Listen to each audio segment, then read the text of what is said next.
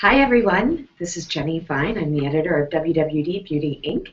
and I'm coming to you from the Breakers in Palm Beach, where we are on day 2 of our WWD Beauty CEO Summit.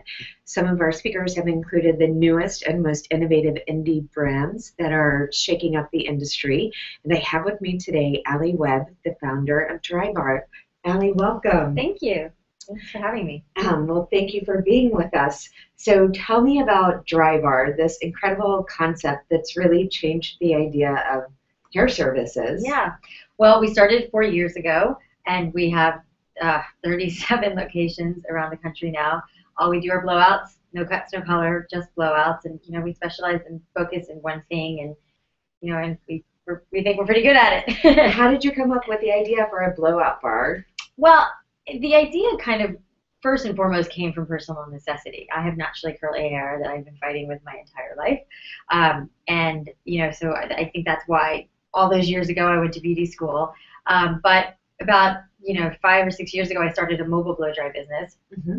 And, and that's kind of when it dawned on me that women had two bad choices out there. They could go to their full service salon and kind of overpay for a blowout, or go to a discount chain, and the experience is often you don't know what you're getting. There was just this big hole in the market for a place for women to go for a great blowout in a great space.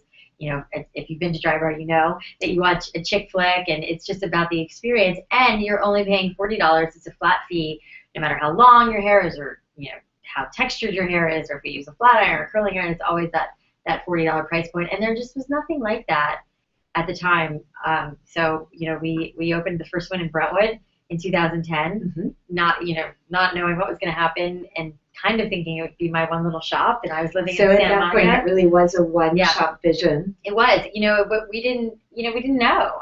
In my gut, I knew that this was going to be good business, but I never imagined it would turn into this. Mm-hmm. But I think we knew day one, when those women were lining up, and they really were, to go get their hair done at this, this affordable luxury that they could indulge in, and you didn't have to be a celebrity, you didn't have to, you didn't indulge, it didn't cost you that much money to do this, and you could feel and look great, for a pretty good price. So women have gotten addicted. And tell me how you created the concept and the branding. I mean, I think that is just part of the genius of the world of Drybar. Yeah, well, I think the hair part of it is largely driven by me and my obsession with hair and blowouts. But I was lucky enough to partner with my husband and my brother, who my husband has been in advertising forever.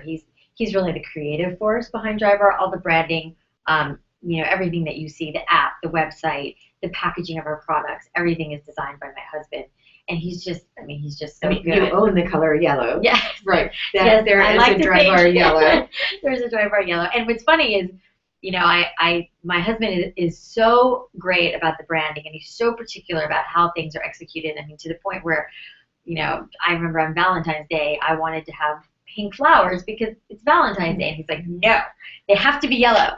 And I was like, really? I mean, he's just so particular. And I think he's right. At the end of the day, that, that thread, that yellow thread that, runs through everything. And it's, my brother also comes from a marketing background. He's more the business side of this story. But him and my brother and my husband working together is just magical. I mean, I don't know how else to say it. It's like we will think something's great, and then my brother will come in and be like, well, what if we did this? And you're like, oh my God, that's the best idea ever. Right. And so I think we again are incredibly lucky that we have this team, the three of us, and then and then we've brought on really great people that have helped us take the company to the next level. And so I feel incredibly lucky. Tell me about the product line. When did that launch, and more importantly, why?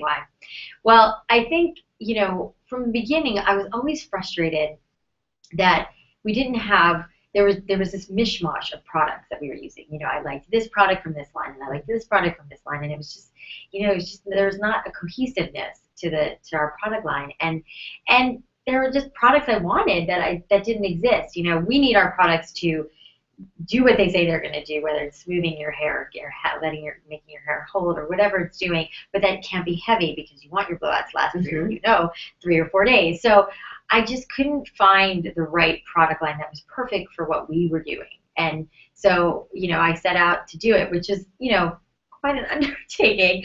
Castanea, who's our private equity partners, Janet Gerwich, is one of the partners, and when she came into the fold, an expert at product development. yeah, I mean, Laura Mercier is like, it's not easy to develop a makeup line like that. So when she came into the fold and really helped me and opened up so many doors and introduced me to the best labs and just made the process seem doable and real. And so we launched about a year ago, and we're now exclusively in Sephora, and we'll be in all Sephora doors by the end of this year and in our shops. And the product line is doing great. We're incredibly pleased and happy, and the response has been great. And I think that people who don't have a Drybar near them, they're buying the product. I'm going on QVC and selling the Buttercup, and people who can't come to Drybar, but they want to buy a little piece of it and use our shampoos and use our styling products that they know they work. So you've got 37 Drybars now. How many do you think you'll have by the end of the year? Well, we will probably have a couple more by the end of this year, but we're really ramping up growth again in 2015. This year we're working on international expansion right now too, so that's something that's happening, and further building out the product line and taking a little bit of a step back and making sure everything is running really smoothly. So there's a lot going on. What's the most challenging aspect of running this kind of a service-based business? There's lots. I think one of the biggest parts is is the customer service and making sure that quality is there day in and day out. And then making sure that our stylists are happy and they're flourishing. And we hire a lot from within, so we're able to promote a lot of our stylists up into other positions, which I think makes it really compelling for them to come and work with us. But it's the people part of it, both with the stylists and the clients. They're the most important part, so they're the most difficult part too. And finally, I want to ask you about trend. I mean, one of the fun things about Drybar is that you go in and you read a menu of services and or a menu of looks rather, and it's like, I want that look today, or I want I'll have that look next week. How often do you update the looks? How trend driven is it? Will you add more trend based looks as the business grows? Yeah, it's a good question, and we are working on something right now, which I can't totally tell you yet, but we are.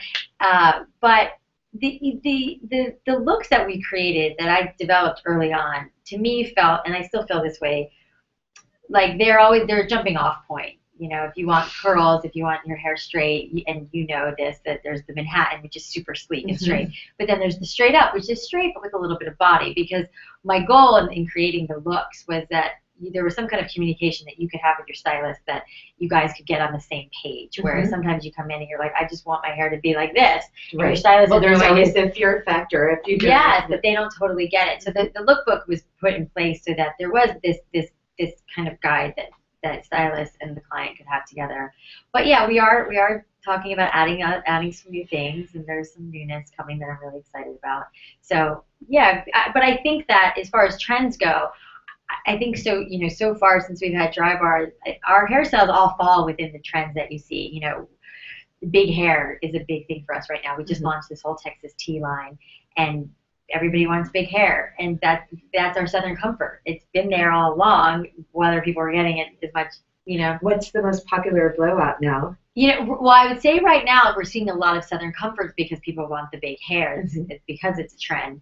But the Cosmo is very popular, and the straight up, which is just your basic blowout, it's kind of how my hair is also always, it's like a classic blowout that everybody always wants. So there's, and like you said, sometimes you'll come in and you've always got your hair blown out this way, but today you're like, oh, I'll try the Cosmo today. And that's what's the fun about it. And that's what I envisioned, and I'm so happy it came to fruition, is that women come in and they say, I'm going to have a Cosmo, or they're talking to their friend, I'll have a Mai Tai, and that's so fun, and that's what we wanted. That's what we wanted, so it's neat that it worked out that way. Great. Well, on behalf of Frizz challenged women everywhere, I'd like to thank you for creating Drybar, and thank you for being with us today. Of course, my pleasure. Thank you.